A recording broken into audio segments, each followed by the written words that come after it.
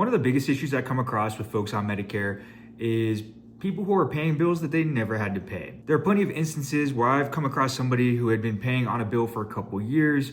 I review the bill and find out that there should have been a copay for it, no more than a few $100s, and they've already paid thousands of dollars into the bill.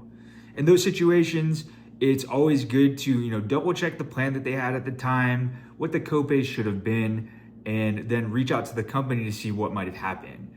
Usually I start by reaching out to the hospital. If you get a hospital bill or if you get a bill from the service provider rather than from your insurance provider, that's usually a red flag that you're probably getting a bill for something that you didn't have to pay. So if you do get a bill like that, be sure to reach out to the hospital or the service provider that sent it your way to ensure that they did code it correctly and that they sent it over to your insurance. Most of the time, these sorts of things are billing issues on the side of the hospital. I would say probably in 90% of the cases I come across, that usually is the situation where they just didn't bill it correctly to the insurance provider. Maybe they didn't have the right member ID number. Maybe they coded it improperly, so that way when they did send it to the insurance provider said that this isn't covered for whatever reason.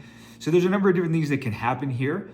And oftentimes when you just call the billing department of the hospital, the people that you talk to there, they're just reading off their computer screen. They don't know the industry inside and out like somebody like me does. So if you have an agent or a broker that you work with, be sure to reach out to them when you have these situations come up, so that way they can get it addressed for you with the professional expertise that they have in their corner. Another common thing that I come across at least a handful of times every single year are folks who are on supplemental plans and they're on advantage plans as well. If you already have an advantage plan and somebody comes along and sells you a supplemental plan and you put a supplemental plan in place on top of an advantage plan, you're double insured at that point, and every premium that you pay to the supplemental plan can be reimbursed once you discover that this mistake has occurred.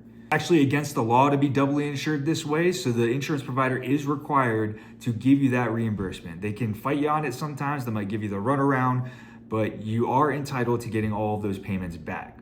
Most of the time when I come across this particular situation, I'm able to get the folks that I'm working with thousands of dollars back in their pocket that they can use for a vacation, or if they have other medical bills they need to use it on. So just be aware, if you are currently paying for a supplemental plan, but you also have a Medicare Advantage plan, that's something you need to get addressed. You're paying too much.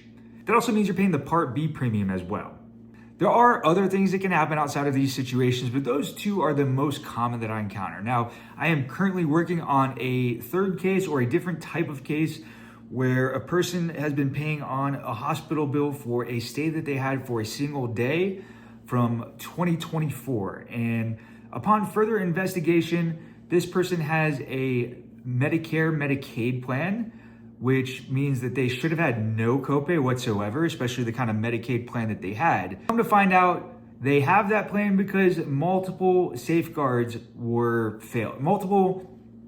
They had that plan because multiple entities and people made a mistake somewhere along the way. So they have a level of Medicaid called QI, which is the lowest level of Medicaid. It's basically partial Medicaid.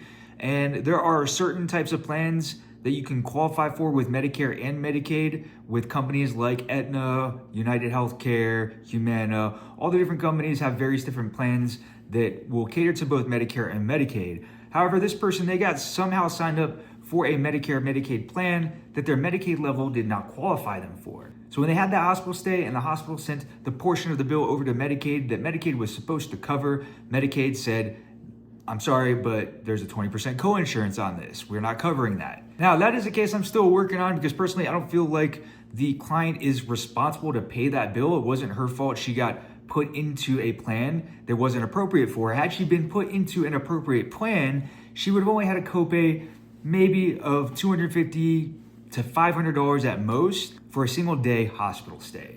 So I'm working on that case. If you guys want to hear the results of that case, let me know in the comments below. If you did get any value out of this video, hit that subscribe button, and I'll see you in the next one.